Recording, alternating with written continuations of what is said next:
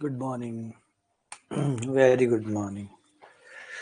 Very good morning. Good morning. Good morning. Very good morning. Good morning good morning. आ जाओ, स्वागत है आप सभी का।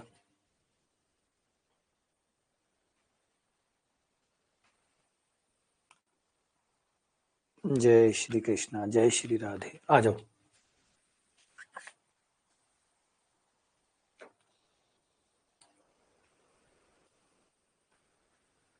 Good morning good morning good morning. Very good morning.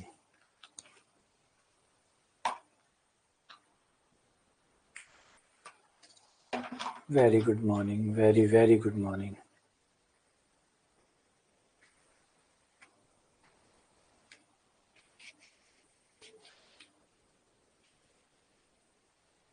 करें शुरू? आ जाओ, कर दे शुरू। ठीक है, आज हम बात करते हैं, अगर मान लीजिए दो फलन जो है वो आपस में जोड़ में आ जाए या गुणा में आ जाए या माइनस में आ जाए या भाग में आ जाए, तो उनका प्रांत और परिसर का क्या होगा। अगर दो फलनों का जोड़ हो जाए, दो फलनों की गुणा हो जाए, है ना, तो क्या होता है, इसे कहते हैं algebra of real function. Algebra मतलब बीजगणित, फलनों की बीजगणित। जैसे दो नंबर है, दो नंबरों को आप जोड़ सकते हैं, घटा सकते हैं, गुणा कर सकते हैं, भाग कर सकते हैं। ऐसे ही अगर आपके पास दो फलन आ गए तो दो फलनों में भी आप ये सब कुछ कर सकते हैं। दो फलनों को आपस में जोड़ सकते हैं, घटा सकते हैं, आपस में गुणा कर सकते हैं, भाग दे सकते हैं। तो ये सारी चीजें हो सकती है। ऐसा करने के बाद इनके प्रांत और परिसर के बारे में क्या जानकारी हम लोग दे सकते हैं। मान लीजिए हमारे दो फलन है, एक फलन है हमारा एफ एक्स, एक दूसरा फलन है हमारा जी एक्स। एक फलन एफ एक्स है, एक फलन हमारा जी एक्स है। जो अगर हमें दो फलन दे दे तो इन दो फलन को हम जोड़ सकते हैं। नंबर एक, इन दोनों को जोड़ा जा सकता है।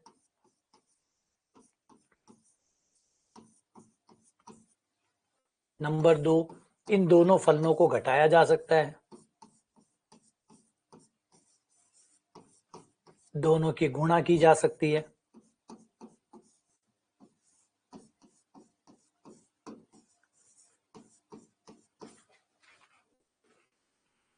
एक मिनट।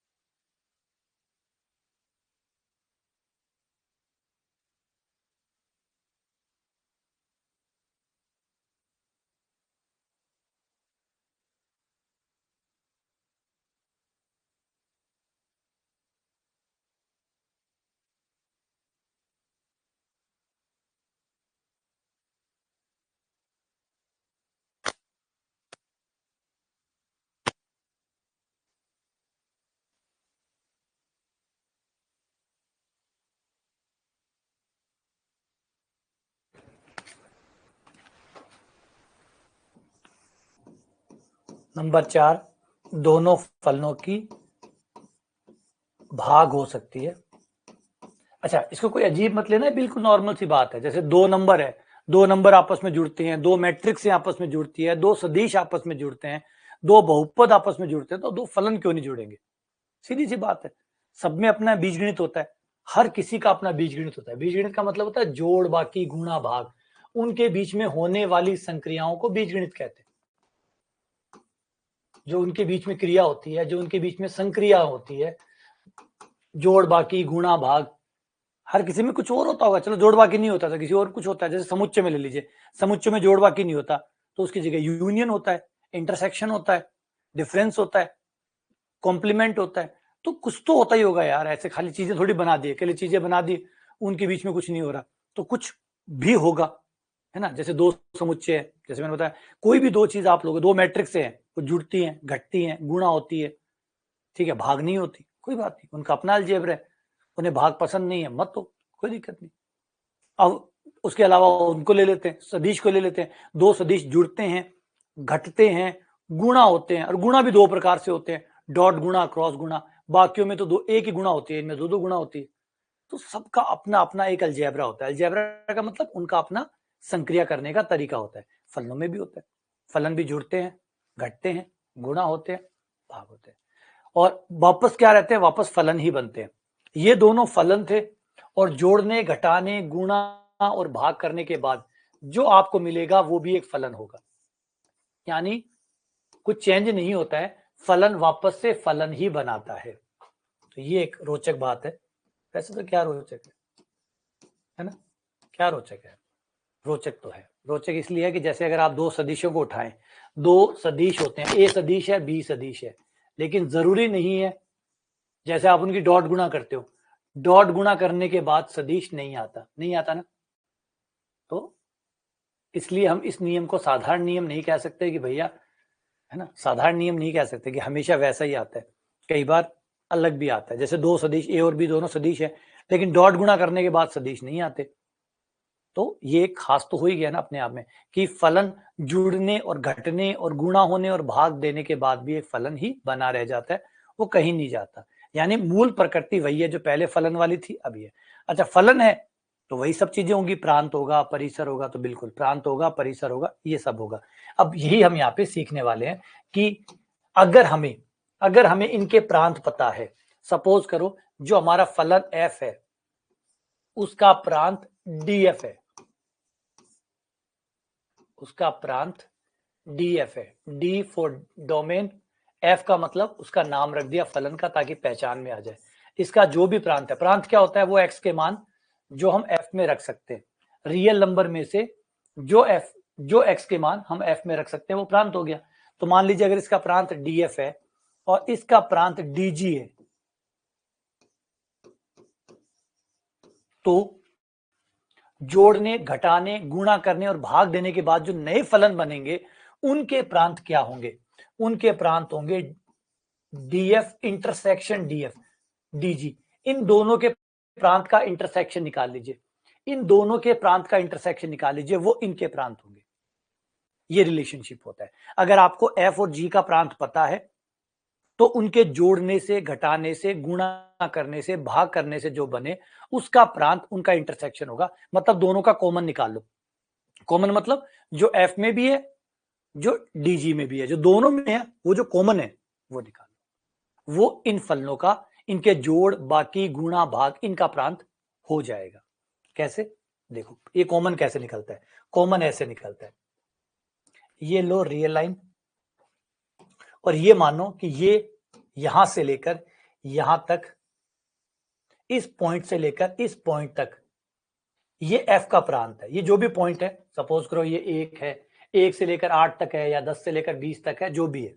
चलो मैं ऐसे नंबर भी दे देता हूं, 1 से लेकर 100 तक मान लो, 1 से लेकर 100 तक f का प्रांत है, 1 से लेकर 100 तक f का प्रांत है। तो ये df हो गया, df मतलब f का प्रांत, और dg का प्रांत ये है, 0 से लेकर 60 तक।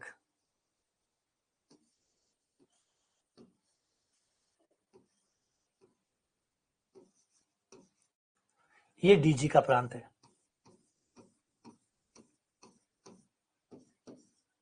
आपके g फलन का प्रांत हो गया, f का प्रांत और g का प्रांत।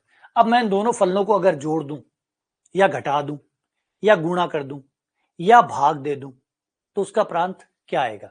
तो उसका प्रांत इनका कॉमन आएगा। देखो दोनों कहां कॉमन है, कौन सा हिस्सा है जो दोनों में है? पिंक भी है, जो पिंक भी है और जो येलो भी है। येलो और पिंक दोनों है, कॉमन है। वो कौन सा इलाका है जो कॉमन है? वो आपके इन फलनों का प्रांत होगा। कॉमन हिस्से को चुनो, कॉमन हिस्से को चुनो। कॉमन हिस्सा कौन सा है? बोला कॉमन हिस्सा ये है, यहां से लेकर यहां तक, इतना हिस्सा कॉमन है। ये दोनों में है, ये दोनों में है। ये इंटरसेक्शन कहलाता है, डीएफ इंटरसेक्शन। इंटरसेक्शन को हिंदी में कहते हैं सर्वनिष्ठ, उभयनिष्ठ, कॉमन। ये प्रांत होगा। अच्छा, ये प्रांत क्यों हुआ थोड़ा सा विचार करोगे तो समझ में आ जाएगा, क्योंकि दो फलन है ना, दोनों को राजी रखना है, दो फलन है, दोनों को राजी रखना है, यानी वो एक्स वही लेने हैं जो एफ भी जिस पर एग्री हो, मतलब एफ भी तैयार हो कि हाँ भैया ये एक्स ले लो, और जी भी तैयार हो, इसलिए कॉमन लिया है। सोचो कॉमन क्यों लिया गया, क्योंकि प्रांत का मतलब क्या होता है, वो एक्स के मान जो फलन में रखे जा सकते हैं, वो एक्स के मान जो फलन में रखे जा सकते हैं। तो ये पीले वाला कौन सा है, जो एफ में रखा जा सकता है, पिंक वाला कौन सा है, जो जी में रखा जा सकता है। लेकिन इंटरसेक्शन में तो दोनों साथ आएंगे ना, जब जुड़ेंगे या घटेंगे या गुणा होंगे या भाग होंगे तो दोनों आएंगे, दोनों आएंगे तो आपको वो चीज रखनी पड़ेगी जो दोनों में कॉमन है। तो इसलिए दोनों में जो कॉमन है वही इनका प्रांत होगा, जो नया फलन आएगा उसका प्रांत वो होगा। क्लियर है? आ जाओ इसे एग्जांपल द्वारा कर लेते हैं।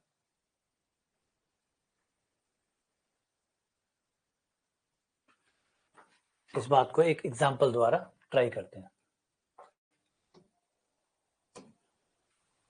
मान लो आपके पास दो फलन है,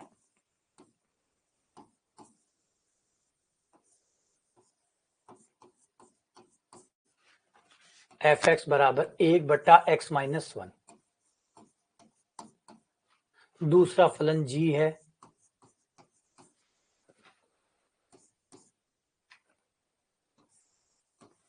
√1 - x²।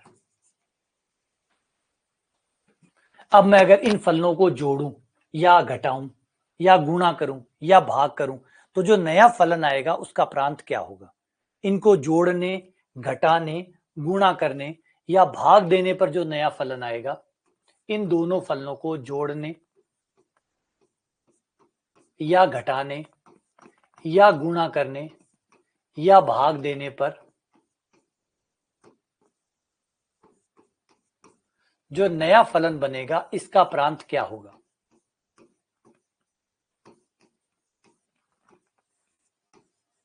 तो जब आप पीछे वाले पेज में दे चुके, इनका प्रांत होगा इनका कॉमन, इन दोनों का कॉमन निकाल लो, इन दोनों का जो प्रांत है उसका कॉमन निकाल लो, वही इनके जोड़, इनके अंतर, इनके गुणा, इनके भाग का प्रांत होगा। अलग से प्रांत नहीं निकालना पड़ेगा, जो आपके एफ और जी दो फलन है जिससे ये बना है, जिसके जोड़ से, बाकी से, गुणा से बना है, उनके प्रांत निकाल के इंटरसेक्शन कर दो, वही इसका प्रांत हो जाएगा। तो आ जाओ पहले इसका प्रांत निकाल लेते हैं। इसका प्रांत कौन कौन से एक्स के मान आप इसमें रख सकते हो, एक तो अंडर रूट है, एक भाग है, तो ना तो जीरो चाहिए ना माइनस का चाहिए, जीरो और माइनस दोनों नहीं चाहिए, मतलब जीरो से बड़ा चाहिए, x-1 जीरो से बड़ा, तो x बड़ा हो गया एक से, तो प्रांत आ गया इसका एक के आगे, एक से लेकर एक के बाद में अनंत तक, ये इसका प्रांत आ गया।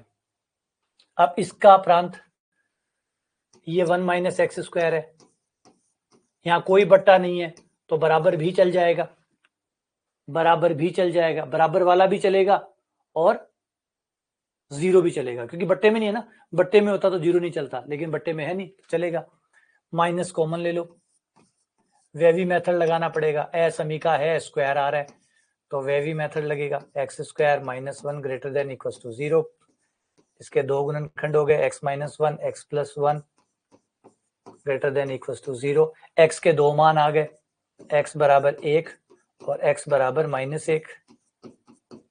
संख्या रेखा पे बनाओ, पहले -1 आएगा, फिर +1 आएगा, उधर अनंत, इधर माइनस अनंत, इधर प्लस, बीच में माइनस, इधर प्लस, इस पे 0 0। अब हमें क्या लेना है, प्लस वाला लेना है, हमें प्लस वाला लेना है। ये देखो हमें, अच्छा माइनस से गुणा कर दिया, मैंने चिन्ह बदला ही नहीं, माइनस से गुणा भी कर दिया और मैंने चिन्ह बदला ही नहीं, तो हमें कौन सा लेना है, माइनस वाला लेना है। हाँ साइन नहीं बदला, सॉरी, ये हो गया। अब हमें माइनस भी लेना है, बराबर भी लेना है, माइनस भी लेना है, बराबर भी लेना है, तो ये हमारा इसका प्रांत हो गया -1 से लेकर +1 तक, ये इसका प्रांत हो गया। अब दोनों के प्रांत हमारे पास आ गए, दोनों के प्रांत आ गए। अब इन दोनों का कॉमन ले लो, इन दोनों प्रांत को एक ही चित्र में, एक ही लाइन के ऊपर बना के देखो इन दोनों में से कॉमन क्या आया। ये रही संख्या रेखा, पहले वाले का तो ये है कि ये एक है, एक को नहीं लेना है, इसलिए मैंने डॉट लाइन खींची है। डॉट लाइन का मतलब एक नहीं लेना है, एक के बाद सब लेना है, एक के बाद सब लेना है। डॉटेड लाइन का मतलब है एक नहीं लेना है। एफ को एक पसंद नहीं है, एक के बाद अनंत तक कुछ भी लो, सब प्रांत में है, एफ के प्रांत में सब है। अब जी का प्रांत कहता है, जी का प्रांत कहता है -1 से +1। यहां मान लेते हैं -1, -1 से +1, एक लेना है, मैंने डार्क कर दिया, +1 भी लेना है, डार्क कर दिया, -1 भी लेना है, +1 भी लेना है, और उसके बीच वाले भी लेने हैं, ये ले लिया। ये हो गया आपका डीजी। अब दोनों का इंटरसेक्शन निकालो, इंटरसेक्शन मतलब कॉमन निकालो, तो कॉमन कुछ भी नहीं है, एक सिंगल चीज भी इनके बीच में कॉमन नहीं है, इनके बीच में एक सिंगल चीज भी कॉमन नहीं है। गौर करो, कुछ कॉमन है? कुछ भी कॉमन नहीं है, कुछ भी। अगर आप सोचोगे एक तो कॉमन है, नहीं है, एक एफ के पास है ही नहीं। देखो, जो अगर आप एक पे विश्वास करोगे एक कॉमन है, एक एफ के पास है कहां? एक खाली जी के पास है, एफ के पास एक है ही नहीं। तो जिस एक पे भी अगर हम एग्री होने की कोशिश करेंगे, चलो एक पे हो गया, तो एक एफ के पास है ही नहीं, कॉमन कहां से हुआ? कॉमन वो होता है जो दोनों के पास होता है, जो दोनों के पास होता है। एक सिर्फ जी के पास है, एफ के पास है नहीं, और उसके बाद तो फिर कहीं भी नहीं है। जो एफ के पास है वो जी के पास नहीं है, और जो जी के पास है वो एफ के पास नहीं है। तो दोनों का कॉमन कुछ नहीं आया, खाली आया। तो D F intersection D G क्या हुआ? खाली। यानी इसका प्रांत क्या होगा? खाली। इनका प्रांत खाली बनेगा, कुछ भी कॉमन नहीं है। क्या करें? इसका मतलब यूं समझिए, प्रांत खाली बना मतलब ये फलन ही नहीं बन पाएगा, ये फलन बनेगा ही नहीं, कि प्रांत ही नहीं बनेगा। अच्छा, क्यों नहीं हुआ पता है? ये प्रॉब्लम इसलिए हुई कि दोनों एक जगह एग्री है ही नहीं। जिस एक्स के मान इसे पसंद है वो इससे एलर्जी करते, और जो एक्स के मान इसे पसंद है वो इसको एलर्जी करते हैं। इसलिए दोनों भाई एक जगह पे नहीं आ पाते, दोनों भाई एक जगह नहीं आ पाते, क्योंकि इसकी एलर्जी वहीं से शुरू होती है जब ये आता है। कोई बात, लड़ाइयाँ होती है ना, कि वो दिख गया तो बस वहां से शुरू हो गई, ये आ गया सारा मजा खराब कर दिया। तो बस इन दोनों की सेम ऐसी लड़ाई है। जहां एफ है, जहां एफ कंफर्टेबल है वहां जी अनकंफर्टेबल है, जहां ये कंफर्टेबल है वहां ये अनकंफर्टेबल है। तो दोनों को एक साथ नहीं लाया जा सकता। एक साथ ला रहे हैं तो देखो कहीं भी एग्री नहीं हो रहे, एक भी सिंगल बात नहीं है जहां पर दोनों एग्री हो जाए। ये बीजेपी और कांग्रेस की तरह हो गए, दोनों एक मंच पे लाए ही नहीं जा सकते, लाएंगे तो एक मत कहीं हो ही नहीं सकते। ठीक है ना? तो इस तरीके से आप दो फलनों के जोड़ का या गुणा का या अंतर का या भाग का निकालते हैं। बस एक थोड़ा सा, एक छोटा सा ध्यान और दें, भाग के मामले में एक थोड़ी सी एक्स्ट्रा सावधानी, भाग के मामले में एक एक्स्ट्रा सावधानी। बाकी सब ठीक है, जोड़ बाकी गुणा भाग में सब सही है, भाग में भी ये सही है, लेकिन एक एक्स्ट्रा अतिरिक्त सावधानी, एक एक्स्ट्रा सावधानी आपको रखनी है कि देखो, जब जी था तो जी में जीरो आता तो कोई दिक्कत नहीं था, है ना? अब जी क्या है? बटे में आ गया, अब जी बटे में आ गया, अब जी बटे में आ गया, तो अगर कभी जी में जीरो आया तो एफ बटा जी अनिर्धारित हो जाएगा। तो अब आपको वो जीरो भी निकालने पड़ेंगे जो पहले चल जाते थे। पहले जी का अगर जीरो आ रहा था तो जीरो तो चलता ही है ना, एक बटा जीरो नहीं चलता, जीरो तो चलता ही है, एक बटा जीरो नहीं चलता। तो अब जी क्या है? बटे में है, तो जी बटे में है, तो अगर जी कहीं पे जीरो हो रहा है, वो वहां तो अलाउड था, लेकिन यहाँ जी बटे में है, यहाँ अलाउड नहीं है। वहां तो जी ऊपर था इसलिए अलाउड था, यहाँ जी बटे में आ गया इसलिए अलाउड नहीं है। तो जी वाला जो जीरो है वो आपको छोड़ना पड़ेगा। तो इसके प्रांत में एक हल्का सा करेक्शन होगा कि डी एफ और डी जी का इंटरसेक्शन निकालो, लेकिन उसमें से वो एक्स के मान निकाल देना जिन पे जी जीरो आ रहा है, क्योंकि जिन पे भी जी जीरो आएगा, जिन पे भी जी जीरो आएगा वो आप नहीं ले सकते, जिन पे भी जी जीरो आएगा वो आप नहीं ले सकते। ये एक्स्ट्रा सावधानी आपको करनी होगी, जिन पे भी जी जीरो आता है वो आप नहीं ले सकते। क्यों? सोचो, क्योंकि अगर जहां पे भी जी जीरो आ रहा है इसका मतलब ये बट्टे में जीरो आ गया, बट्टे में जीरो आ गया तो वो प्रांत में कैसे हो सकता है? तो इसलिए जिन पे भी जी जीरो आ रहा है उनको छोड़ दो। अच्छा, बाकियों में ऐसा क्यों नहीं किया? क्योंकि बाकियों में भाग था ही नहीं, बाकियों में जी किसी के भाग में नहीं आ रहा, तो यहाँ पे जी भाग में आ रहा है, तो इसके प्रांत के केस में इंटरसेक्शन तो होगा ही होगा। इंटरसेक्शन होने के बाद में एक एक्स्ट्रा सावधानी और बरतनी है, जिन पे भी G0 आ रहा है उनको छोड़ देना है, उनको हटा देना है। आ जाओ बात करते हैं, एग्जाम्पल लेके इस बात को समझते हैं।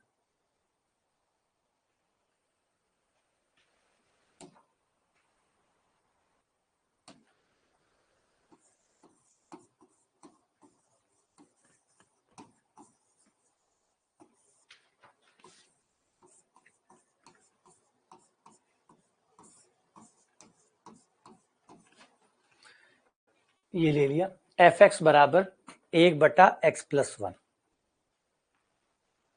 या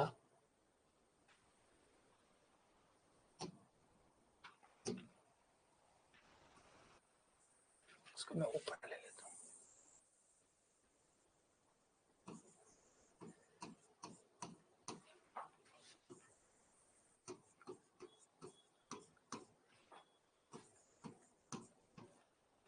चलो ये ले लो, ये आसान रहेगा।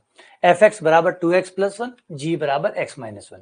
अगर प्रांत में जाएं तो पहले वाले को प्रांत को कोई समस्या नहीं है, पहले वाले के प्रांत को किसी प्रकार की कोई भी समस्या नहीं है, क्योंकि ना तो इसमें कोई भाग है, 0 का भाग लग जाएगा कि डर लगे कि 0 का भाग लग जाएगा।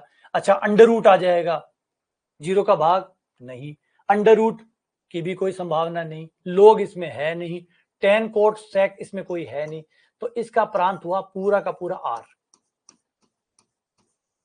कोई परेशानी नहीं, कोई परेशानी नहीं। सेम इस पे आओ, इसे भी बोले, इसे भी कोई परेशानी नहीं है, इसका प्रांत भी पूरा का पूरा r आएगा। तो जब कॉमन निकालोगे तो सब कुछ कॉमन आएगा, कॉमन निकालोगे तो सब कुछ कॉमन आएगा, क्योंकि f का प्रांत सब कुछ है, f का प्रांत पूरा है।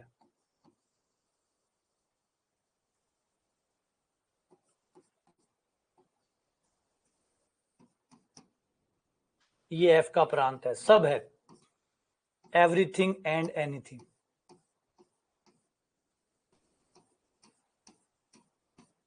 g का प्रांत वो भी सब कुछ है,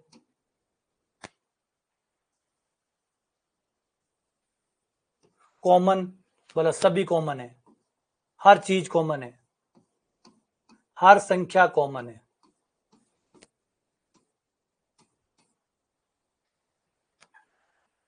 कॉमन निकालें तो बोला सब कुछ ही कॉमन आएगा, कहीं ऐसा है ही नहीं, तो दोनों का कॉमन क्या आया, पूरा का पूरा आ रहा है।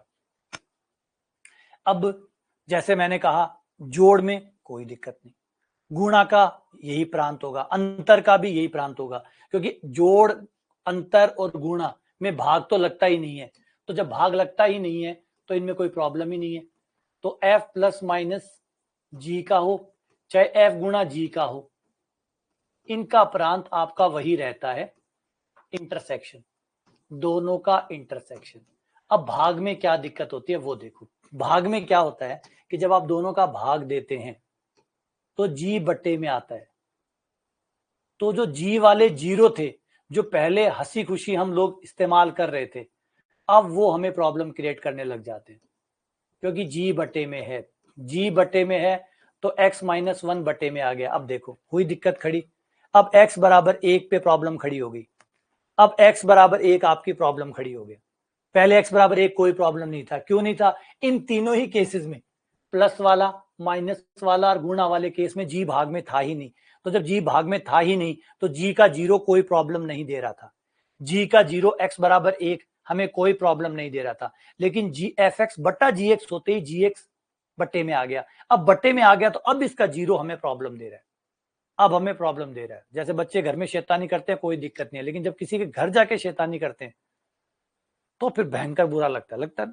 घर में आपकी शैतानी कर रहे हैं, ठीक है चलो कोई बात नहीं, घर की चीजें तोड़ फोड़ कोई बात नहीं, पैसा ही तो बर्बाद होगा, लेकिन अगर वही चीज किसी के दूसरे के घर जाके करें तो यही दिक्कत है। जी अपने घर में 0 दे रहा था कोई दिक्कत नहीं, लेकिन अब जी कहाँ है, अब जी बट्टे में है, जगह देखो जगह बदल गई है, अपने घर नहीं बैठा, बट्टे में बैठा है, अब बट्टे में बैठा है, अब 0 आए तो, अब 0 आया तो प्रॉब्लम देगा, तो आपको वो 0 छोड़ना पड़ेगा।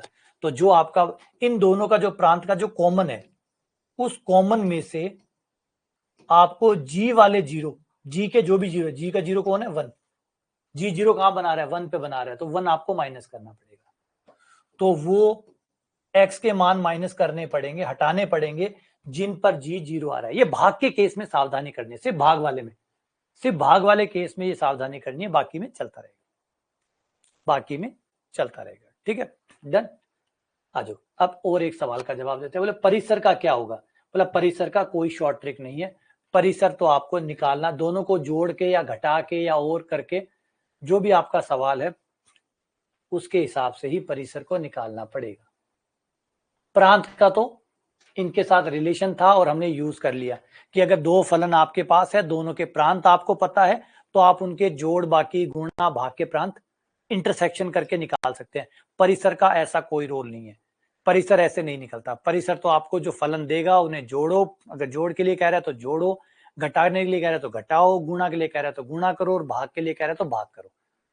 पहले जो कह रहा है वो करो, और फिर जब वो एक फलन बन जाए उसके बाद ही फिर अपना काम शुरू करो। तो परिसर का कोई शॉर्ट ट्रिक नहीं है ना।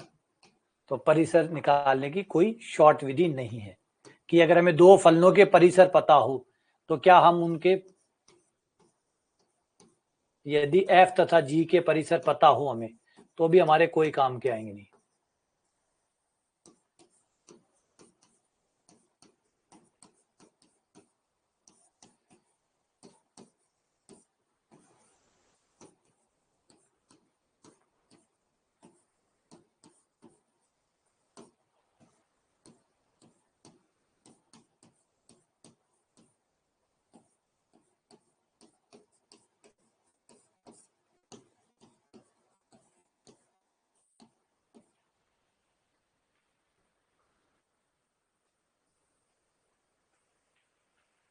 अगर आपको दोनों के परिसर पता है, आप उम्मीद करो कि दोनों के परिसर पता है तो मैं इनके जोड़ का परिसर निकाल लूंगा या इनके अंतर का परिसर निकाल लूंगा, ऐसा नहीं काम करता।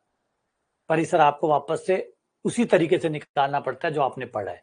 पहले दोनों को जोड़ लो, एक फलन बना लो, एक फलन बन जाए, फिर उसका जो परिसर निकालने का तरीका पढ़ा हुआ है वो जाके लगाइए। वही तरीका है, परिसर डायरेक्टली नहीं आता। जैसे प्रांत आ गया कि दोनों का इंटरसेक्शन निकाल लो, वही प्रांत होगा। परिसर में ऐसा नहीं है, परिसर आपको वापस से शुरुआत से ही निकालना पड़ता है। तो वो तो कोई काम हुआ ही नहीं, खाली प्रांत प्रांत का काम हुआ जिसका फायदा हम ले सकते हैं। चलो आगे बढ़ते हैं, आगे मिलते हैं इक्वल फलन। अब ये चीज, ये बड़ा पेचीदी बात है। लोगों को लगता है इक्वल फलन वो होते हैं जो एक जैसे दिखते हैं, जो एक जैसे दिखते हैं उनको इक्वल फलन कहते हैं। बहुत बड़ी मिस्टेक है, सावधान हो जाइए। इक्वल फलन वो नहीं होते, समान फलन उनको नहीं कहते जो एक जैसे दिखते हैं। कई बार चीजें एक जैसी दिखने के बावजूद भी वो समान फलन नहीं होते, अभी मैं दिखाऊंगा, और पेपर में सवाल भी पूछा गया है। लोगों को लगता है कि जो एक जैसा दिखता है वो फलन समान होता है, नहीं। एक जैसा दिखने के बाद भी, एक जैसा दिखने के बाद भी अलग अलग होते हैं, एक जैसा दिखने के बाद भी अलग अलग होते हैं। छोटा सा एग्जांपल लेता हूं,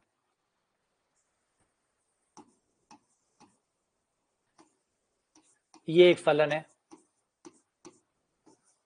और ये एक फलन है, क्या ये दोनों सेम है या अलग अलग है? ये दोनों सेम है या अलग अलग है?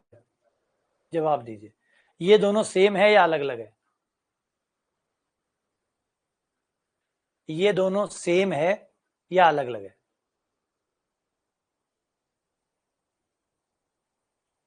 ये टॉपिक जो है ना, ये आपके इस बात को समझाएगा नहीं। ये हम बहुत बड़ी गलती करते हैं, ये हमारी बहुत बड़ी गलती होती है, जिसमें हम क्या कर बैठते हैं, हम यही समझते हैं कि जो बस स्क्वायर को बाहर निकाल दो, एक्स आ गया, दोनों बराबर है। ऐसे बराबर नहीं होते, बराबर नहीं है ये लोग बराबर नहीं है, ये अलग अलग है, ये लोग अलग अलग हैं, ये भैया अलग अलग हैं भाई, ये भैया अलग अलग हैं।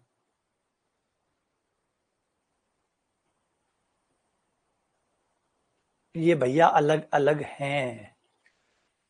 आ जाओ दिखाता हूं मैं आपको, अभी समझ में आ जाएगा कि अलग अलग कैसे हैं। कोई बात, आओ अभी अभी दिखाते हैं। दोनों अलग अलग है, ऐसे दिखने में सेम होने से मतलब अलग, अभी मिलवा भी दूंगा कहाँ अलग अलग है। देखो, अच्छा पहले तो ये सोचो, इस बात पे दिमाग लगाओ कि जब दो फलन सेम होते हैं तो सेम किसे कहते हैं? सेम किसे कहते हैं? जिनमें x का मान सेम रखा जाता हो, जिनमें प्रांत सेम हो। x का मान सेम होने का मतलब जिनका प्रांत सेम हो, जिनका प्रांत सेम हो। ध्यान से भी देखो, फर्क समझ में आ जाएगा। ये थोड़ी गहरी बात है तो थोड़ा सा समय लेगी, पहले समझो। पहले तो एक बात बताओ, समान होने का क्या मतलब होता है? बोला समान होने का मतलब सर ये होता है कि समान वो होते हैं जिनमें x के मान एक जैसे रख सकते हैं और फलन के मान भी एक जैसे आते हो। जिनके x के मान भी एक जैसे हो और जिनके फलन के मान भी एक जैसे हो, यही बात है ना।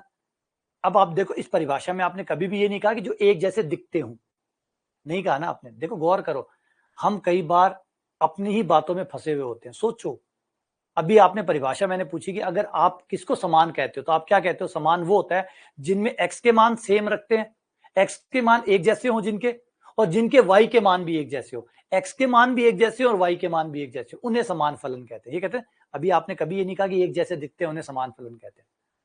जिनमें x का मान एक जैसा हो, y का मान एक जैसा हो, यही परिभाषा है। जिनका फलन f का डोमेन, डोमेन मतलब x का मान, और डोमेन ऑफ g, जिनका डोमेन एक जैसा हो, डोमेन मतलब x का मान, जिनके x के मान एक जैसे हो, जिनके फलन का मान भी एक जैसा हो, यही तो कहते होगे। इक्वल फंक्शन मतलब जो सेम x रखेंगे सेम ही y देंगे, सेम x रखेंगे सेम y देंगे। आओ ट्राई करें फिर। आ जाओ, आपने कहा ना समान है, आओ समान है तो देखो, मैं इसमें इस भैया में आओ, इस भैया के अंदर मैंने माइनस का एक रखा,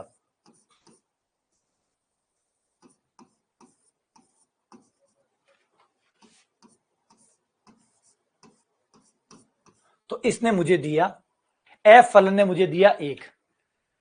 अब जी फलन में माइनस एक रखा, ये तो सेम नहीं दे रहा। ये देखो सेम फलन कैसे हुआ?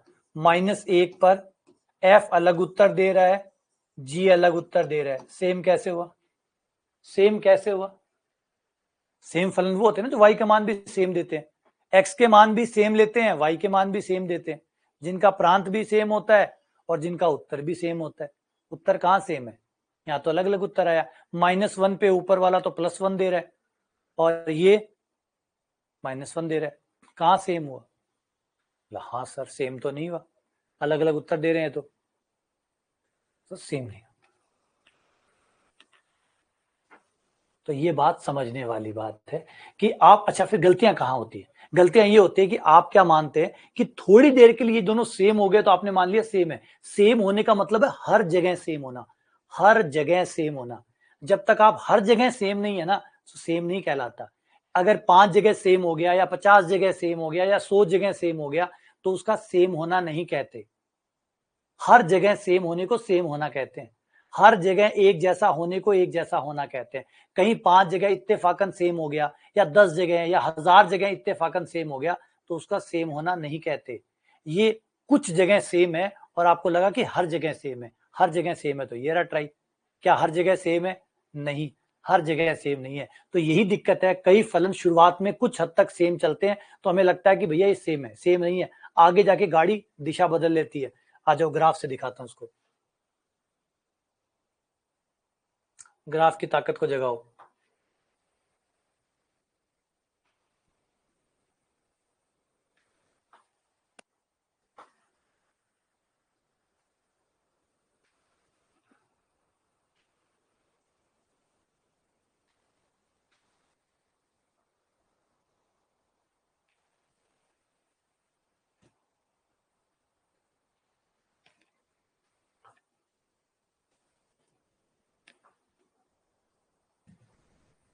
ये लो,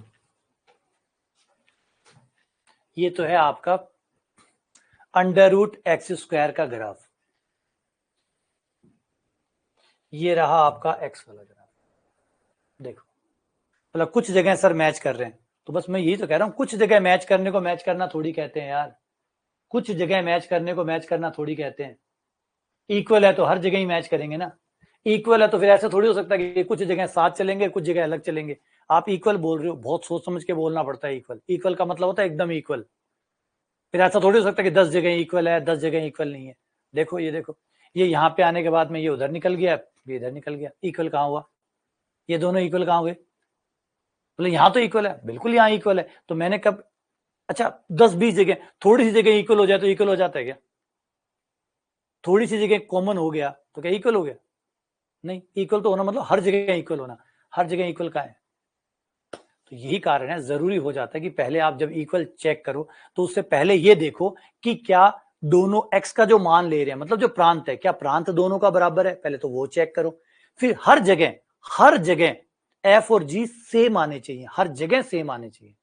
अगर हर जगह सेम नहीं आ रहे हैं, हर जगह एक बच्चा छूटा सुरक्षा चक्र टूटा, एक जगह भी छूटा सुरक्षा चक्र टूटा, ये ध्यान रखना। ठीक है, आ जाओ अब थोड़ी सी भ्रांतियां क्लियर करते हैं। कुछ छोटी मोटी भ्रांतियां हैं जिनको दूर करते हैं। कई बार बच्चों को लगता है कि अंडर रूट प्लस और माइनस दोनों में आता है। नहीं, अंडर रूट हमेशा प्लस में आता है, माइनस में कभी नहीं आता। बोला हमने सुना हुआ है प्लस माइनस आता है, आपने सुना हुआ है, बड़ी गड़बड़ हो जाती है। कई बार आप सुना, अधूरा सुना हुआ है आपका, और अधिकतर सुना हुआ होता है उसको आप मान के अपने हिसाब से ताना बाना बना लेते हैं, खुद से बना लेते हैं।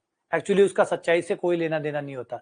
अच्छा, आप कहेंगे आपने अंडर रूट प्लस माइनस पढ़ा था, एक बार बताएंगे कहां से पढ़ा था प्लस माइनस होता है? कहां पढ़ा था प्लस माइनस होता है? कहीं नहीं होता, कहीं नहीं होता प्लस माइनस, कहीं भी नहीं होता प्लस माइनस, कहीं भी प्लस माइनस नहीं होता। तो हमने पढ़ा है सर, पढ़ा नहीं, तूने जबरदस्ती किया है। अब जबरदस्ती तुम कुछ भी कर लोगे और फिर कहोगे कि हमने पढ़ा है। वो पढ़ा नहीं, आपने किया है। कब कहा कि अंडर रूट प्लस माइनस आता है? याद करो कि जब पहली बार प्लस माइनस आया था तब क्या हुआ था। उस घटना को याद करो जब पहली बार प्लस माइनस आया था।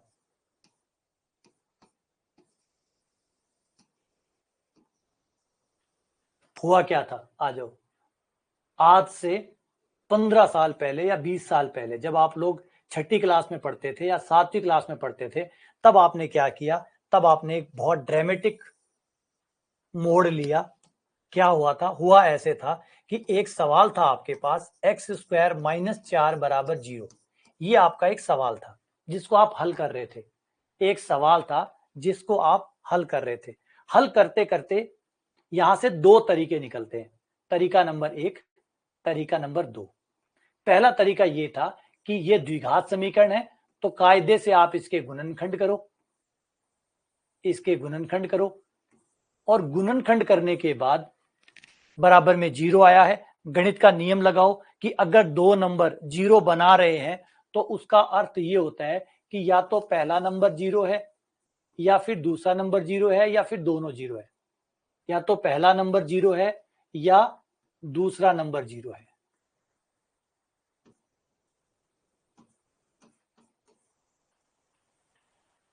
ये कौन सा सिद्धांत लगाया? ये सिद्धांत अभी हमने जस्ट थोड़े दिन पहले रियल नंबर में पढ़ा था कि रियल नंबर कहते हैं कि अगर दो रियल नंबर गुणा हो रहे हैं और 0 आ रहा है तो इसका मतलब ये होता है कि या तो a 0 है, या b 0 है, या फिर दोनों 0 है।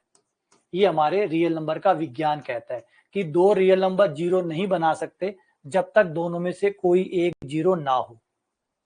तो ये यहां से, फिर यहां से आपने x का मान निकाला 2, यहां से x का मान निकाला -2, और अब ये दो मान थे तो आपने लिखा कि भैया दो मान है तो दोनों को एक साथ लिख लें, तो आपने कहा +-2।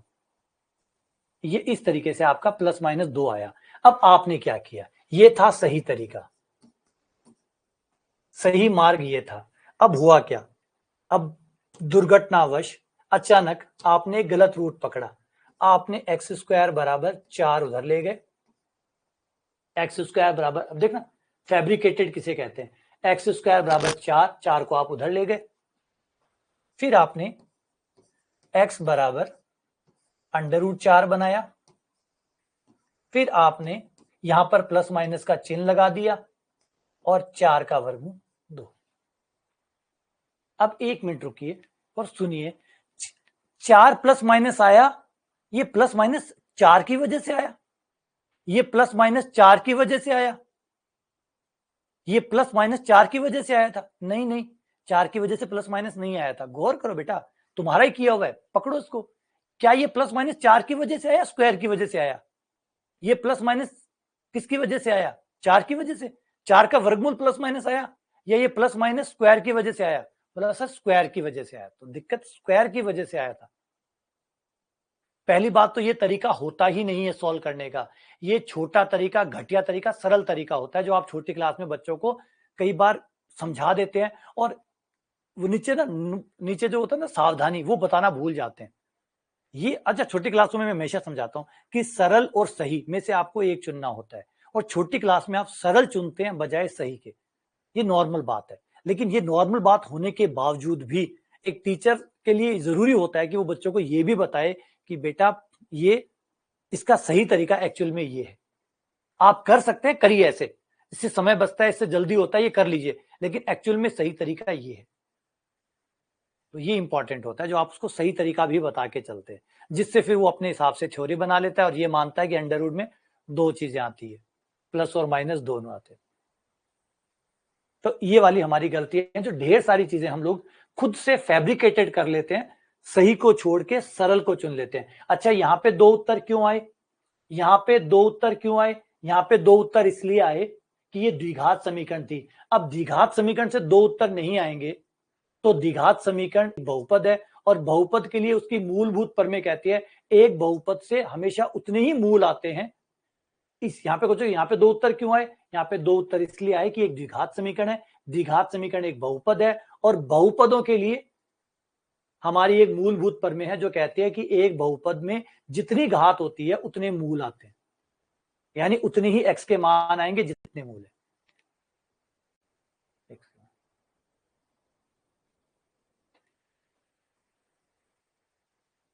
इस वजह से इसलिए दो उत्तर आए, वरना यहां पे भी दो उत्तर नहीं आते। ये द्विघात समीकरण है, द्विघात समीकरण के दो मूल आएंगे इसलिए दो आए, वरना ये भी दो नहीं आते। तो ये रहा, ठीक है ना। तो ये कुछ चीजें जो समय समय पर करेक्ट हो जानी चाहिए। अच्छा सही, देखो ये अब टीचर का दोष मत पाने लग जाना, टीचर्स में कुछ प्रॉब्लम होती है। जो आपको 7वीं 8वीं 9वीं पढ़ाता है उसके लिए सही बहुत ज्यादा इंपॉर्टेंट नहीं होता।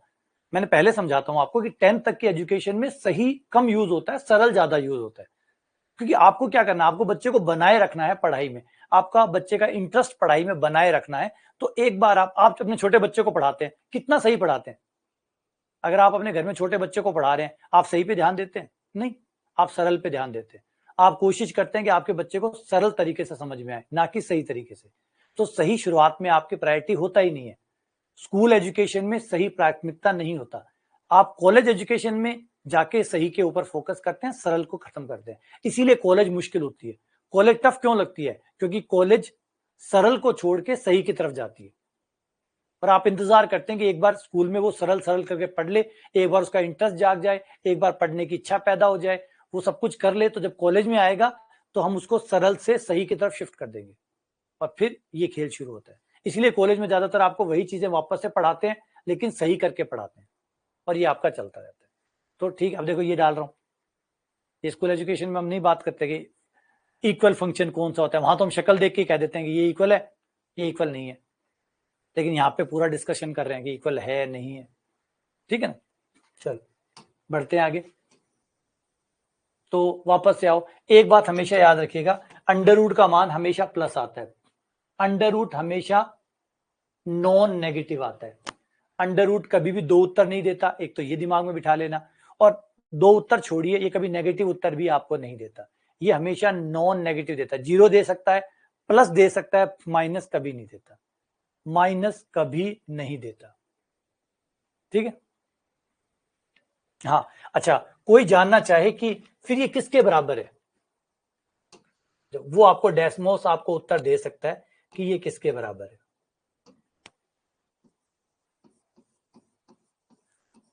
अगर अंडर रूट एक्स स्क्वायर अगर एक्स के बराबर नहीं है तो फिर ये किसके बराबर है? ये भी बड़ा इंटरेस्टिंग सवाल बन गया कि अगर under root x square x के बराबर नहीं है, एक्स के बराबर नहीं था, ये तो आप चित्र में देख चुके हैं, अभी चित्र में देख के आए हैं कि under root x square x के बराबर नहीं है, तो ये किसके बराबर है? क्या इस लाल वाले ग्राफ को देख के कुछ पता लग रहा है ये ग्राफ किसका है? इस लाल वाले ग्राफ को देख के पता लग रहा है किसका ग्राफ है? ये पहचानते हो ये किसका ग्राफ है? ये मोड एक्स का ग्राफ है, ये मोड एक्स का ग्राफ है। देखो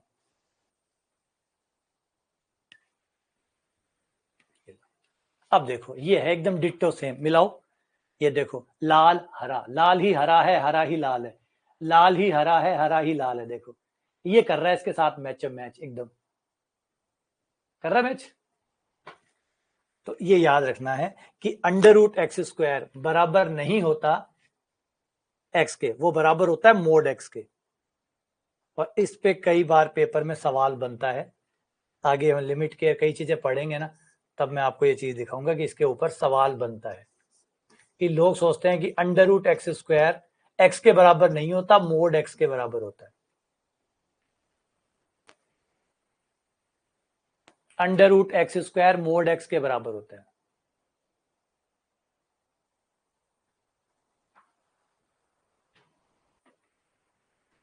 ये मत सोचे ना वो कि स्कूलों में क्या करते थे, स्कूलों में मैंने फिर से समझा दिया, स्कूलों में सरल करते थे, सरल और सही में अंतर था। तो अब सही आ रहा है ना, अब धीरे धीरे सही आने दो कि स्क्वायर से स्क्वायर काट दिया, ये काट दिया, ये घटिया तरीका होता है, सरल तरीका होता है। काटना कूटना क्या होता है, कुछ नहीं कटता, काटा कूटा जाता है। काटना कौन सा होता है, जोड़ होता है, बाकी होता है, गुणा होता है, भाग होता है। ये काटना काटना क्या होता है, कौन सी किताब में, एनसीईआरटी में या किसी किताब में कहीं लिखा हुआ है काटा काटा, कहाँ लिखा होता है काटा, और क्या है काटा का रूल, मतलब कोई काटा काटा कुछ नहीं होता। तो फिर बकवास है, काटा वाटा कुछ नहीं होता। ये सरल है, सरल तरीका है समझाने का, बस वो है, ना कि ये गणित है। ठीक है, चलो आज आप मिल लिए कि under root x square mod x के बराबर होता है। ऐसे ही आप और फलनों से मिलिए, कईयों में भ्रांतियां हैं वो दूर करते हैं। तो इक्वल फलन के केस में याद रखिएगा, तब तक आप उन्हें इक्वल मत बोलिएगा जब उनका प्रांत सेम नहीं आ जाए, जब तक उनका प्रांत सेम नहीं आ जाए, जब तक उनका परिसर बिल्कुल सेम ना आ जाए, ऐसा नहीं आए, तब तक उन्हें समान फलन मत बोलिएगा, है ना। शक्ल देख के तो बिल्कुल भी मत बोलिएगा, शक्ल देख के बिल्कुल मत बोलिएगा। जैसे अब यहां देखिए, ये इनमें से बताओ कौन से दो फलन सेम है, कौन सा फलन इसके बराबर है। log एक्स स्क्वायर के बराबर का फलन कौन सा है, इनमें से log एक्स स्क्वायर के बराबर का फलन कौन सा है।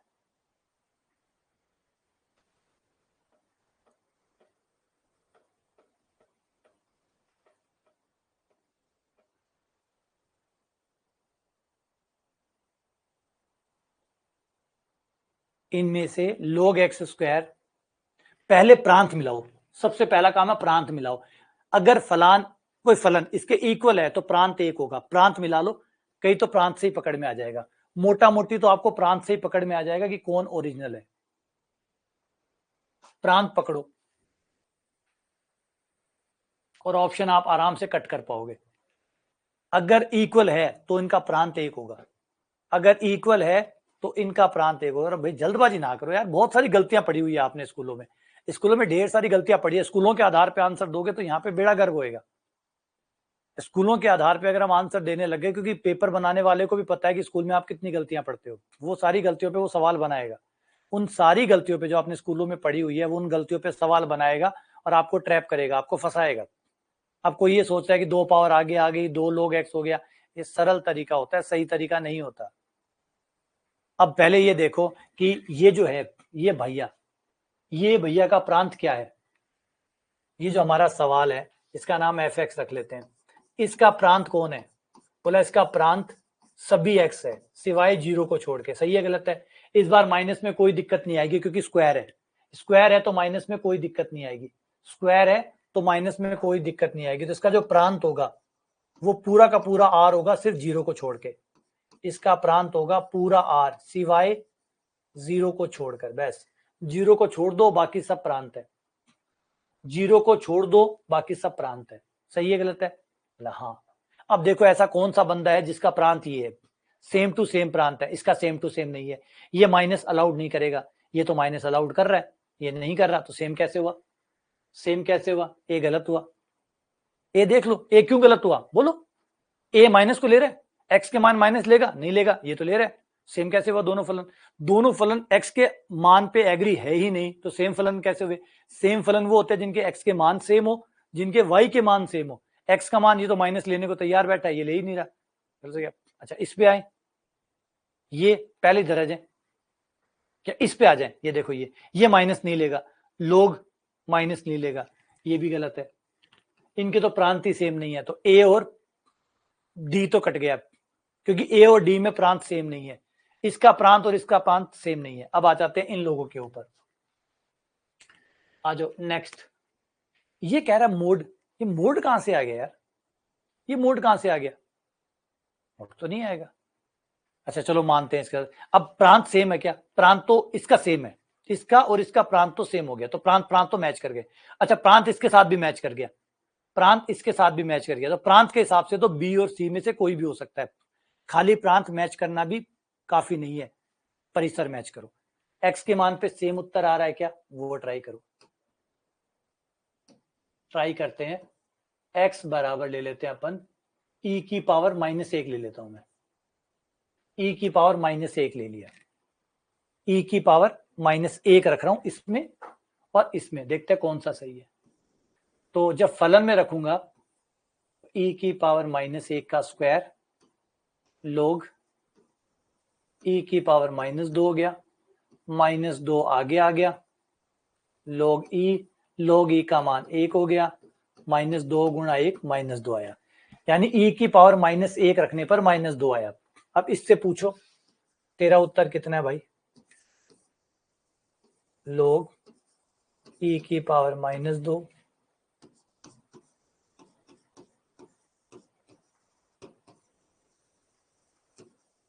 -2 आगे, लोग ई का मान 1, -2 गुणा 1 -2, -2 का मोड। ये उत्तर 2 दे रहा है, वो -2 दे रहा है। ये 2 दे रहा है, वो -2 दे रहा है, तो ये भी गलत। ये बच गया। और इसमें ट्राई करके देख लो, ये काम करता है। ट्राई करके देख सकते हो, बी सही है। बी का प्रांत भी मैच करेगा, परिसर भी मैच करेगा। तो इसलिए सावधानी से ध्यान रखो, दो फलनों को जब बराबर कह रहे हो तो बराबर कहने का मतलब है उनका प्रांत और उनका परिसर सब बराबर होना चाहिए, तभी वो इक्वल है। वरना कहीं भी दोनों में अगर अंतर है तो फिर वो समान नहीं हो सकते।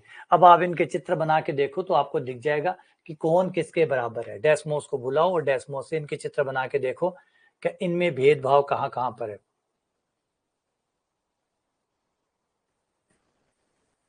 ये रहा। और सबसे पहला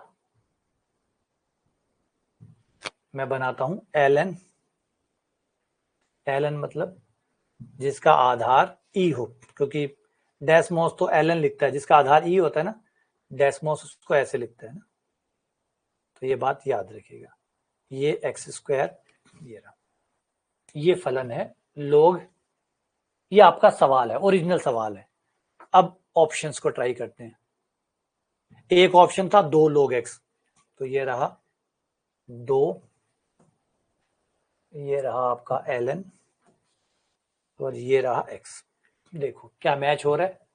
नहीं सर, केवल ब्लैक ब्लैक वाला आधा आधा हिस्सा मैच हो रहा है और आधा हिस्सा मैच नहीं हो रहा। देखो ये देखो, बंद चालू करके देखता हूं, आधा मैच कर रहा है, आधा मैच नहीं कर रहा। इसका मतलब ये तो इसका बराबर का फलन तो नहीं है। अच्छा दूसरा था 2 log mod x, ये रहा 2, ये रहा ln और ये रहा mod x। ठीक है, यहाँ ब्रैकेट लगाना पड़ेगा। ये लो, इसका कलर मैं और कर दूं, ऑरेंज कर दूं। ये देखो, इसको हटाओ। सेम है दोनों, एकदम डिट्टो सेम है। पता डिट्टो सेम कब होंगे? जब प्रांत एक होगा और परिसर एक होगा, तो सब कुछ एक हो गया ना। एक्स का मान सेम रखोगे, वाई का मान सेम आएगा, तो फिर ग्राफ एक जैसे ही बनेंगे, सेम टू सेम ही बनेगा। अगर वो 3 पे 5 दे रहा है तो वो भी 3 पे 5 दे रहा है, 7 पे 8 दे रहा है तो वो भी 7 पे 8 दे रहा है, तो फिर सब कुछ एकदम सब कुछ सेम होगा। तो एकदम सही परिभाषा तो यही है, ना कि ये कि शक्ल देख के पता कर लो। शक्ल देख के पता कर लो कि कौन से की शक्ल मिल रही है। तो इसलिए जरूरी है कि पहले आप इन दोनों को मिलाओ कि भैया प्रांत क्या तुम दोनों का एक है, क्या तुम दोनों उत्तर भी सेम दे रहे हो हर जगह पे। अगर ये दोनों बातें सच होती है तो इक्वल फलन है, वरना नहीं। क्लियर है बात? हाँ, ये बात समझ में आ गई, बधाई है। ये बात बड़ी बहुत गहरी बात है, ये बहुत गहरी बात है। है ना, ये कोई छोटी मोटी बात नहीं है, आप ट्राई करेंगे तो। ज्यादातर लोगों को इस बारे में पता ही नहीं है, ज्यादातर लोग आपकी तरह ही हैं, दो आगे आ गया बात खत्म, दो लोग एक्स करके निकल जाते हैं, ठीक है ना।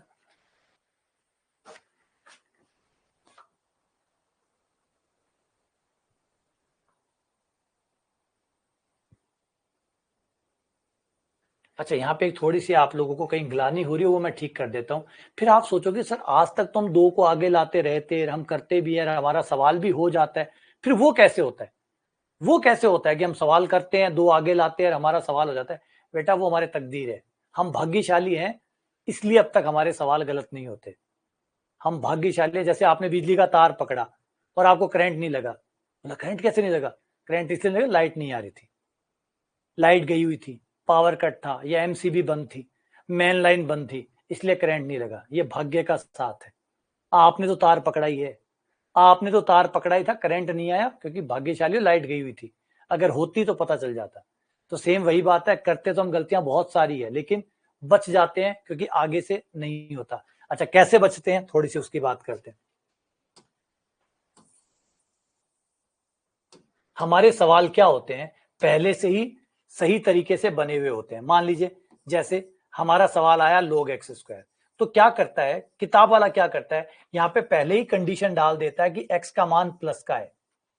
अगर x का मान प्लस का है, अगर x का मान प्लस का है तो बस हो गया काम, दो log x, ये दो log x ही होता है। फिर अगर x का मान प्लस का है तो फिर ये दोनों एक है, अगर x का मान प्लस का है तो फिर ये दोनों एक है, फिर आप आराम से दो को आगे लाओ, दो log x हो जाता है, हो जाता है।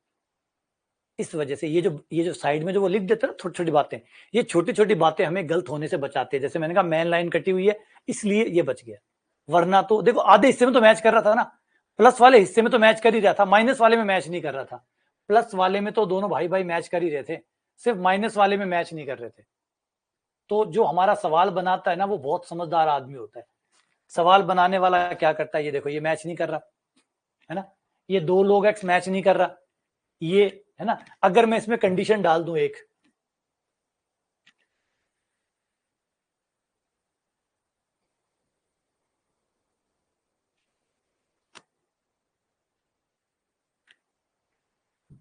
ये लो, अब देखो, अब दोनों भाई एक है, यही लाल है, यही नीला है, यही लाल है, यही नीला है, यही लाल है, यही नीला है, यही लाल है, यही नीला है।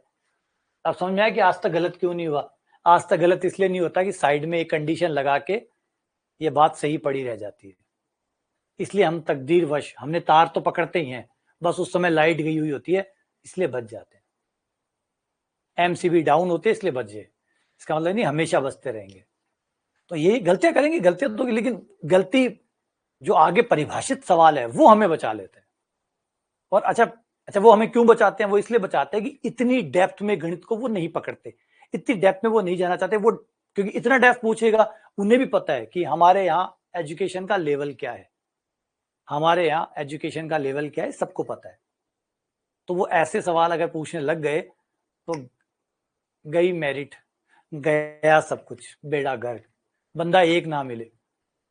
तो इसलिए वो आधी चीजें जो है ना, ये चीजें ठीक करके खुद से ही दे देते हैं ताकि बच्चे को परेशानी ना हो, अगर वो ऐसा कुछ करे तो गलत ना हो। चलो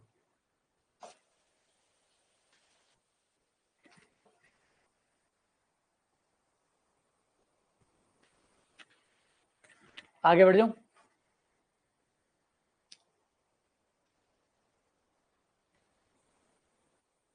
तो कभी गौर करिएगा, कभी गौर करिएगा, जब आप दो एक्स log x लिख रहे हैं तो सामने कंडीशन लिखी हुई है, या आपके सवाल में x का मान प्लस का ही है, तब आप ऐसा कर रहे हैं। तो अगर x का मान प्लस का है तो कोई दिक्कत नहीं है, अगर x का मान प्लस का है तो दो आगे ले आओ, दो log x सीधा हो जाता है। लेकिन अगर x का मान कुछ भी है अगर x का मान बंधा हुआ नहीं है, तो अगर आप दो आगे लाते हैं तो आपको पीछे लगाना पड़ेगा, ये लगाना पड़ेगा। अगर x बंधा हुआ है तब तो आप x प्लस का है तो ये कर सकते हो, लेकिन अगर x बंधा हुआ नहीं है तो आपको ये लिखना होता है। सेम ऐसे ही आप कहोगे सर हमने अंडर रूट एक्स स्क्वायर को x ही लिखा है, बिल्कुल लिखा है। पता है कैसा कब लिखते हो? जब x का मान प्लस का होता है, तो जब x का मान प्लस का होता है तो मोड लगाने की क्या जरूरत है? अगर सोचो कि x का मान अगर प्लस है तो मोड लगाने की क्या जरूरत है? तो मोड x बराबर x हो गया, मोड x बराबर x हो जाता है। अगर x का मान प्लस है तो फिर मोड x बराबर x हो जाता है। तो इस वजह से आप जब अंडर रूट एक्स स्क्वायर को x लिखते हो तो आपका सवाल बच जाता है गलत होने से, क्योंकि उस समय बाय मिस्टेक या परिस्थितियां प्रकृति ने आपको बचा लिया, आप उस तरफ गिरे जिस तरफ मिट्टी थी। आप तो गिरे ही हो लेकिन मिट्टी की तरफ गिरे हो, तो घुटने घुटने छिले नहीं। क्लियर है ये बात? ये बातें समझ में आ रही है? चलो बढ़िया, बस इसको आज यहीं खत्म करते हैं, इतना ही लेते हैं ना, फिर कंपोजिशन कल करेंगे। हाँ ठीक है, इसको थोड़ा सा देखो, ज्यादा ये चीजें ना जरूरी है, ये चीजें आपको पता होनी चाहिए। जैसे आप पता चलता है तो एक आनंद आता है, एक मजा आता है कि हाँ यार मुझे पता तो चला, नहीं तो इतने दिन से मैं गलत फहमियों में जी रहा था, इतने दिनों से मैं यूं ही चल रहा था, आज मुझे कम से कम एक सत्य का आभास हुआ कि हाँ अच्छा साइड में ये बातें क्यों लिखी जाती है, किनारों में ये बातें क्यों डाली हुई होती है। हमें ऐसे लगता है कि ये फालतू में यूं ही लिख रहा है, वो यूं ही नहीं लिख रहा, वो हमें बचा रहा है, वो यूं ही नहीं लिख रहा। जैसे साइकिल में 4 टायर लगाते हैं ना, वो 2 टायर इसलिए लगाते हैं ताकि आप बच जाओ, आप गिरो नहीं। तो ये सपोर्टिंग सिस्टम हमें सवाल वाला देता है ताकि हमसे गलतियां ना हो, ठीक है ना। चलो बस इसके साथ विराम देते हैं, फिर रिवीजन वाली क्लास में मिलते हैं आप लोगों से। हाँ अब आप अपने दोस्तों को तंग कर सकते हो नहीं, उसका एक बड़ा कारण है, उसके बारे में मैंने कह दिया आप लोगों को कि दो क्लासेस जो रखी गई है ना रिवीजन क्लास, उसका टाइम रखा गया दोपहर के सुबह का, ताकि जो एग्जाम का टाइम हो ना उस टाइम पे आपका रिवीजन क्लास, उस टाइम पे आपकी टेस्ट हो, ताकि आपको इस दोपहर में 10 बजे से लेकर 3 बजे के बीच में पढ़ने की आदत पड़े। 10 से लेकर, क्योंकि देखो रिवीजन कर रहे हो तो थोड़ा समझदारी से तो करें ना। रिवीजन कर रहे हैं तो हम रिवीजन क्यों कर रहे हैं, पहले एक बात बताओ। रिवीजन हम इसलिए कर रहे हैं कि एग्जाम में हम उसका फायदा उठा सकें, पूरा फायदा उठा सकें, यही तो है ना। तो सवाल तो अपने हिसाब से पेपर में आएंगे आएंगे, हम चाहते हैं कि 10 बजे से लेकर 2 बजे 3 बजे के बीच में ही हम पढ़े, ताकि हमें आदत पड़ जाए 10 से लेकर 2 या 3 बजे के बीच में हमारा दिमाग सबसे ज्यादा एक्टिवेट हो जाए, क्योंकि जितनी जो आदत डालेंगे उसके हिसाब से हो जाएगा। अब कई परिवार में होते हैं जिनको दोपहर में नींद आती है, कईयों को दोपहर में नींद नहीं आती, कईयों को दोपहर में नींद आती है, कईयों को नहीं आती। जिनको आती है उनको क्यों आती है, जिनको नहीं आती उनको क्यों नहीं आती। जिनको आती है उनको इसलिए आती है कि उनको डेली वो सोते हैं, सो सो के उन्होंने आदत बना ली, इस वजह से दोपहर में नींद आ रही है। और जिनको नहीं आती उनको क्यों नहीं आती, कि उन्होंने भी आदत बना ली, उनको नहीं आती। तो इस वजह से ये जो टाइम टेबल है ना, ये एग्जाम का टाइम होगा। आप चाहे पूरे भारत में कहीं भी एग्जाम दीजिए, आपका 10 बजे से लेकर 3 बजे के बीच का एग्जाम होगा, होगा कभी भी हो, कभी भी आपका एग्जाम हो, वो हमेशा 10 से 3 के बीच में होगा।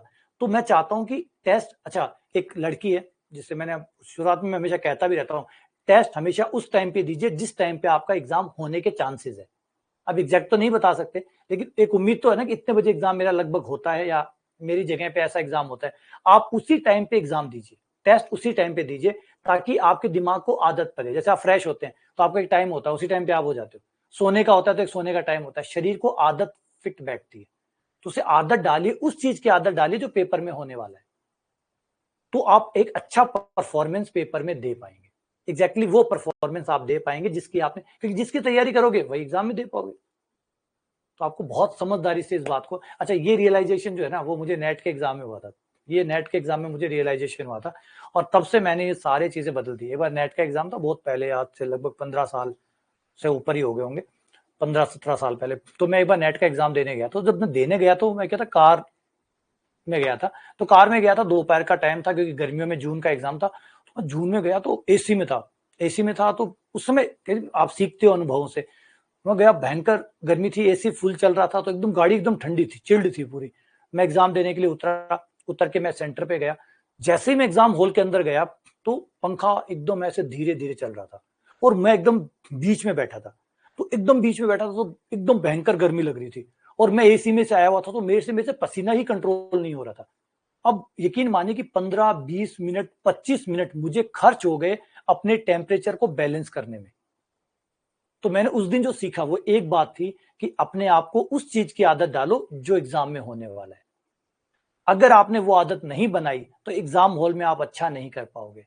एग्जाम हॉल की आदत डालिए, एग्जाम हॉल में आपको क्या मिलने वाला है उसकी आदत डालिए। इसीलिए मैं बच्चों को कहता हूं, आप प्रैक्टिस कर रहे हैं, आप प्रैक्टिस कर रहे हैं, एक पेपर पे प्रैक्टिस करिए। पेपर में आपको क्या मिलने वाला है, बोला एक पेज, तो एक पेज पर ही प्रैक्टिस करो। पेपर में आपको क्या मिलने वाला, ब्लैक पेन, तो ब्लैक पेन से ही प्रैक्टिस करो। पेपर में आप कहाँ बैठ के, बोले टेबल पे देखें, तो टेबल पे ही प्रैक्टिस करो। जब आप दिन में पढ़ रहे हो तो टेबल पे बैठ के या कुर्सी पे बैठ के जो आपको मिले वहां बैठ के पढ़ो, गद्दे पे मत पढ़ो। वही सेम आदतें बनाओ जो पेपर में होने वाली है, क्योंकि आप पेपर में एक्चुअली वही करते हैं जिसकी आदत आपको होती है। तो वही आदत बनाइए, सेम वही आदत डालिए अपने आप को जो पेपर में होने वाला है। वरना क्या होगा, डिफरेंस हो जाएगा। आपने तैयारी किसी और माहौल में की, ये कुछ वैसा हो गया जिसने घास के मैदान में खेला, और टेनिस का खेल होता ना, टेनिस का खेल, अगर आपने घास पे प्रैक्टिस की और टेनिस आपको रेड क्ले पे, मतलब जो लाल मिट्टी है उस पे खिलाया, तो सवाल ही नहीं उठता कि आप जीत पाओगे, क्योंकि घास पे बॉल अलग तरीके से आती है और लाल जो रेड क्ले है उस पे बॉल अलग तरीके से आती है। तो अगर आपको लाल क्ले पे खेलना है तो लाल क्ले की ही प्रैक्टिस करो, ये जरूरी बात है। ठीक है, चलो मिलते हैं आप लोगों से अगली क्लास में। हाँ, आपको वो आदत बनाइए, उस टाइम के अकॉर्डिंग आदत बनाइए। इससे क्या होगा, अच्छा आप कहोगे इससे बहुत बड़ा परिवर्तन नहीं आएगा, लेकिन अगर 2-3 सवाल भी आपके इस वजह से सुधर गए तो सिलेक्शन में खाली 2-3 नंबरों का ही फर्क पड़ता है। आप 2-3 नंबर से फेल होते हैं, 2-3 नंबर से पास होते हैं। अगर 2-3 नंबर आपके बढ़ गए, अगर आपके 2-3 नंबर बढ़ गए तो आप सिलेक्शन फेल होने वाला, अब 20 नंबर से फेल होने वाला नहीं था, वो तो हमेशा से ही फेल था। अगर कोई बच्चा 20 नंबर 30 नंबर से फेल हो रहा है तो वो पेपर देने से पहले ही फेल था। फेल होने वाला उससे माना जाता है जो 3 नंबर 5 नंबर 7 नंबर से रह गए।